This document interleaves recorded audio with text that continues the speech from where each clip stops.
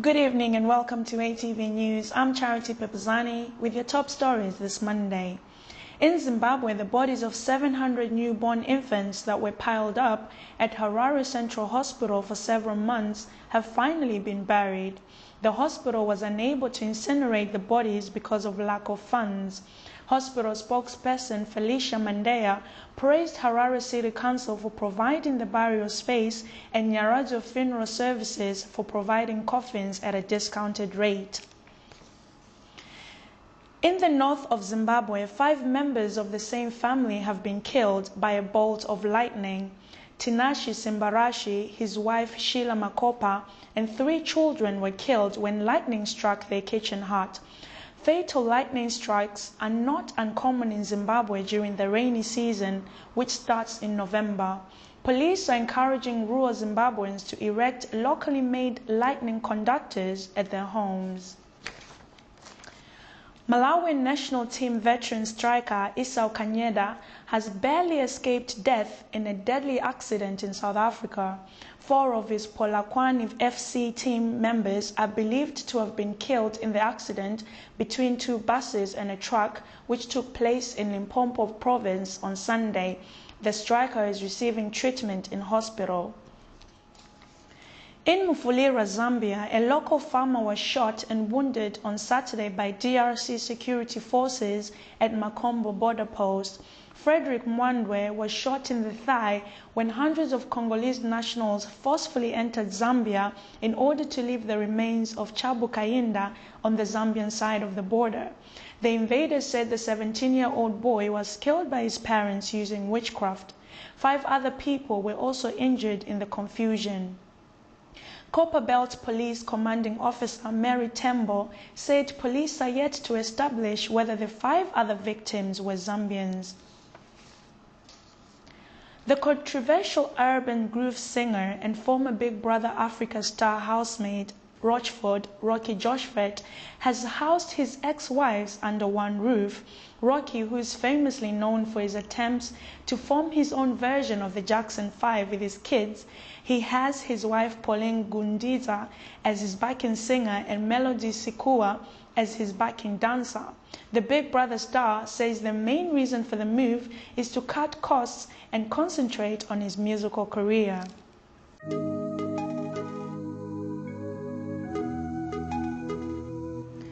Today we have a very special guest in the studio. On ATV, we brought you news from the annual Zim Awards, which were held near London. Joining me today is one of the winners from that night, a respected DJ and charity worker who's originally from Zimbabwe, Beauty Mafomba, also known as Lady Bima. Thank you for joining me, Beauty. So how long have you been a presenter? I always wanted to be a DJ since I was young. If I tell you, I used to listen to Kwaziso, whereby Eric Knight and John Mzala Perry, where they were broadcasting, and I was like, one day I want to be a DJ. And you know, it's just happened in January 2011 when Zim Online Radio just approached me like do you want to be a DJ? And I was like, oh my God. And I said, yes, I would love to. But that's where it started, and until now.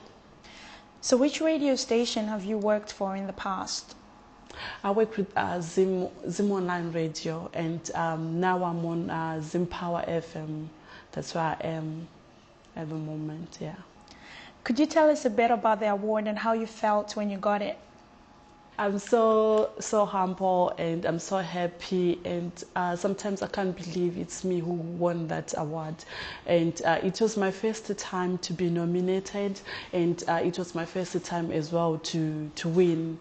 So to me, it's just something very special and just something which is very important. And you know, when you do your job, you do it with passion, and when you had that kind of a reward, I feel so proud and I feel so special. What was the award for? It was a Zimbabwe Music Award, radio presenter, best radio presenter of the year 2012. So you also promote a number of musicians from Zimbabwe. How hard is it for African musicians to cross over to Europe? It's very hard and it's very difficult. But, you know, as a DJ and knowing how hard people are having, like musicians, to come up with their stuff to the DJs, because some DJs, you have to pay or you have to be friend to them so that your music, it has to be played on TV or on radio or whichever broadcast. And myself, and look back where I come from and where I started, I did not know anybody. I did not need any money for me to give somebody to say, okay, I've got a talent and I need to be a DJ. No, but somebody just sees the talent in me. What can you tell us about the charity you are working for and who else is involved in it? Yeah, I'm working with Help Us Help Ourselves charity organization, which formed by Stephanie Chiangwa here in United Kingdom. It's registered here in United Kingdom as well. We have got a branch in Zimbabwe as well, and we are doing a launch on the 1st of December, and we have got 2 concerts, one which is held in on the 7th of December in Milton Keynes, and one held in Manchester on the 8th of December as well. So we are just trying to raise funds to help people in Zimbabwe, and our first project to be in Shurugwe. Yeah. So what help do you offer the young people with your charity work? At the moment, we have got sponsors which sponsors children. So we are working with children as well. They're going to school. We have got sponsors for 5 children, which they are going to school, like A-level, O-level to up to A-level, if they come up nice in their, yeah. Thank you for joining us today, Lady Bima. Thank you so much. Thank you for having me.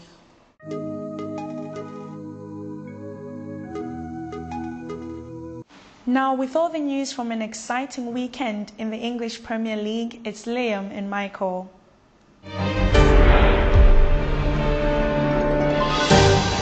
Thank you, Charity. Well, it was an extraordinary weekend in the Barclays Premier League. It almost had everything. There was late goals, comebacks, thrilling draws. We better start with possibly the most exciting game and the most exciting comeback of the weekend, and that's with league leaders Manchester United. This little gentleman on the screen, Chicharito Javier Hernandez, was the star of the show, and Manchester United were in all sorts of trouble. They were 2-0 down after an hour played at Aston Villa, with the youngster Vyman for Villa scoring twice, and to be honest, Man United didn't even look in the game. But as he's done so often over the years, the manager, the great man, Sir Alex Ferguson, made an excellent substitution. He took off Ashley Young and brought on the little Mexican forward, who scored 2 goals and 1 debatable goal that, to be honest, we think should be awarded to him. And they won 3-2, with the last goal coming in the 87th minute, so they can stay firmly at the top of the table. Mike, he was the star of the show, but Man United got away with this one, didn't they? Well, definitely. It was a lucky escape. And the fact that they keep on having these lucky escapes means they have some magic formula or something. It almost seems as if United are bored. They want to let teams have a lead so that they can come back afterwards. Why are they doing this? It's not why they're doing it, it's why other teams cannot hold on to punish them enough for that. The fact that they conceded 2 goals and keep on conceding on average 2 or more goals a match means they're very vulnerable at the back, and it's up to the other teams to improve. Well, this was the 8th game of the season, which is not a lot of games gone so far this season. It was the 8th game where United have gone behind and then won the game. It's championship form though, isn't it, really? Yeah, it is championship form. If we look at the table later on, it will tell us a bit more about that. Well, they do still keep their place at the top of the table with this dramatic 3-2 win. So, what about the other games in the league? Well, this man, John Terry, played a big role in Chelsea's draw with Liverpool. The game finished 1-1. John Terry, if you recall, back from a 4-game ban for racially abusing QPR's Anton Ferdinand. This was his first game back, and he took the lead for Chelsea with a firm header after 20 minutes. But then, unfortunately, that was his game up because he had a clash with Liverpool's Luis Suarez, and he's been badly injured, and Chelsea are currently waiting on the results of a scan to find out just how badly injured their captain is. So that was not Suarez's only involvement in the game. He equalised for Liverpool, who hung on at Stamford Bridge for a well-deserved point. Now, Chelsea have drawn their last 2 games. Is this early signs of nerves? Because they were playing so well. It's not early signs of nerves. If you watch the whole match, you will see that Chelsea had every opportunity to bury this match. Hazard and Mata had numerous chances, clear-cut chances that on any other day you'd expect them to finish. So it's not like it's just another bad day in the office. Liverpool got the point. They'll be pretty happy with that away. Was it a bit of a smash and grab job? They got the point in the second half and almost won it in the last minute. But these things happen. But Chelsea won't be too happy with this result. It knocks them down to 3rd in the Barclays Premier League. In the other game at the top, well, it's this man. He says he doesn't want to be considered a super sub, but it's kind of looking that way. He came off the bench again to score a late winner for Manchester City. Now, Edin Dzeko has scored 5 out of his 6 goals that he scored this season have been off the bench. And a really interesting point, City would be 9 points worse off without his substitute goals. I mean, it says it all, really. That's his role now, surely. Not really, because he's a fantastic player, and I don't know why Mancini doesn't start him. Because if you're a player and all the time when you come on, you score, you give him a chance. Now, Tottenham Hotspur took the lead in this game. They went 1-0 up through their youngster Stephen Colker, and they were playing quite well, but City pulled it back through Sergio Aguero and then, as we said, through Dzeko. Now, you had expected Spurs to win this game. What happened? They started off well, didn't they? Yeah, they started off well, but once this big man comes in, anything can happen. It's just a matter of long ball into the box, and that's it. He's always there at the right place at the right time. Now, if you were Edin Dzeko, because there's a good chance he, again, won't start in the next game, will he start to get annoyed? Will he maybe look to move somewhere else? He will look to move. Every striker, especially the great ones, they want to play all the 90 minutes, not part of the 90 minutes. If you look at players like Wayne Rooney, Van Persie and stuff, they want to be there from the start to the finish, not just bits and pieces.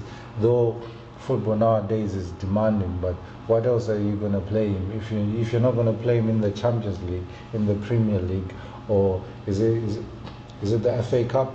What's it called now? And the Capital One Cup as well. The Capital One Cup.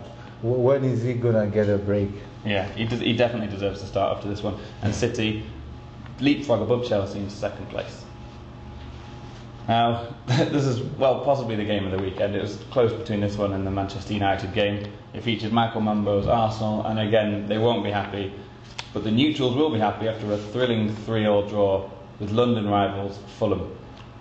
Fulham came to the Emirates probably not really hoping for much, but they could have won the game in all fairness. Dimitar Berbatov, who we discussed on Friday, was exceptional, and actually at the end the interviewer asked Arsene Wenger if he wished he'd bought Berbatov, and Wenger was a little bit coy with his response, but Berbatov dominated the game, and it was 3-0, but right at the end, as you can see, Mikel Arteta for Arsenal missed a penalty with the very last kick of the game, which capped a bad performance for himself after giving away a penalty to Fulham earlier on. But the real trouble for Arsenal here is, like in the Champions League, they were 2-0 up. Why do they keep letting these leads slip? Well, firstly, it's not my Arsenal. My Arsenal would never let a 2-0 lead slip like that. It's time for a change on all levels. You get to a point in life whereby you have the same structure over and over, and probably they don't realize it, but that time is up. And now you say all levels. I've heard you talk about Arsene Wenger before. You think this form has come directly from him, really, hasn't it? Yes, it has. Because as a coach, the first and foremost important thing is to win. Yours is not how profitable the company is or whatever. That's for the chairman and all the other guys. But once you get involved into that side of football, then you're no longer into football as a sport, but as a business. And we can't just focus on the failures of Arsenal, we've got to look at Fulham. I mean, they were very good. Berbatov, a quick word on his performance. Berbatov is sublime, but before Arsenal made those horrendous mistakes, this game would have been dead and buried. So it's more of an interesting match because the other team played badly.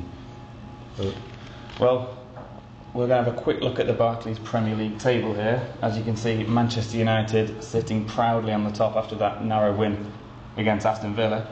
City rivals Manchester City pop up to second, just 2 points behind them, with Chelsea down in third, and not Michael Mambo's Arsenal slipped down to 8th place.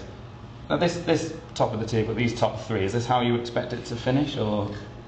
Well, I expect it to finish more with Chelsea up there, then United number 2, City number 3. But you think it'll be one of those three? Definitely one of these three. There's a huge gap in quality between the top three and the rest. Fenfire and Everton are doing pretty well at this stage, but you expect them to lose more points as we get towards Christmas. Well, I was going to ask you about that. The fourth Champions League spot is possibly the most interesting spot in the table now, because Everton, who won against Sunderland at the weekend, are doing very well, but you expect these teams, Spurs, Arsenal, Newcastle, to challenge for that fourth spot, don't you? Who's the favourite for fourth place? Well, fourth place is an Arsenal place. It's an Arsenal place. So you've still got some confidence in your team? Well, at least that's the minimum they aim for, and they always achieve it. Okay. Well, as I say, it was an absolutely enthralling weekend of Premier League football. We can only hope for something similar next weekend.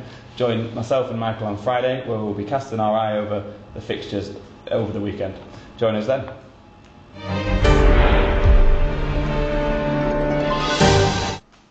We had some great pictures sent into ATV over the weekend, but we've decided that our favorite is this one from John Chisale, who is showing ATV a lot of love. Keep sending us your pictures if you want to appear on the show. Thank you for watching and have a lovely evening.